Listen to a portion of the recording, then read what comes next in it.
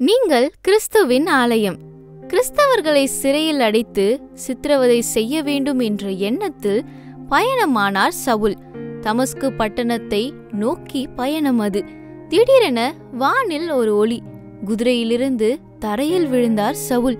சிறிது நேர மௌனத்திற்கு பிறகு ஓர் அன்பான குரல், சவுலே சவுலே, ஏன் என்னை துன்பப்படுத்துகிறாய்? சத்தம் கேட்டது. ஆளை காணவில்லை. ஆண்டவரே, நீர் யார் என சவுல் கேட்க, நீ துன்புறுத்தும் இயேசு நானே என்ற பதில் கிடைத்தவுடன் கதி கலங்கினார். தன் தீய வழிகளை விட்டு கிறிஸ்துவின் பணிக்கு தன்னை அர்ப்பணித்தார்.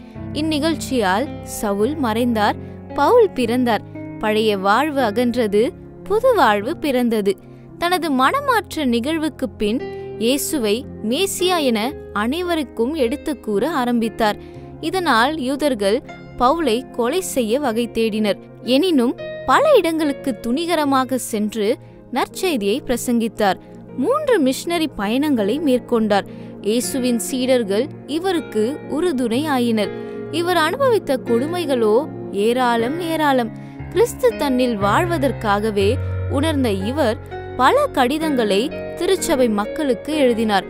அவற்றில் 13 கடிதங்கள் பரிசுத்த வேதாகமத்தில் இடம்பெற்றுள்ளது என குறிப்பிடத்தக்கது. பவுல் தனது நிருபங்களின் மூலம் இன்றும் வாழ்கிறார் என்பது உண்மையாகும். ஆயிரக்கணக்கானோர் இவரால் ரட்சிக்கப்பட்டு கிறிஸ்துவின் மந்தையில் இணைந்தனர்.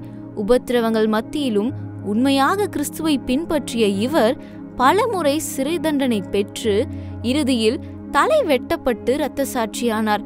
அன்பரே, பழைய வாழ்வை களைத்து போட்டு புது வாழ்வால் சாட்சி பகருகின்றீர்களா? வாழ்விலிருந்து வாழ்வுக்கு. கிறிஸ்து எனக்கு ஜீவன், சாவு எனக்கு ஆதாயம். குயவனின் கரங்களில். ஆண்டவரே, என் செல்வம் அனைத்தையும் குப்பையாக எண்ணி உம்மை பின்தொடர்கிறேன்.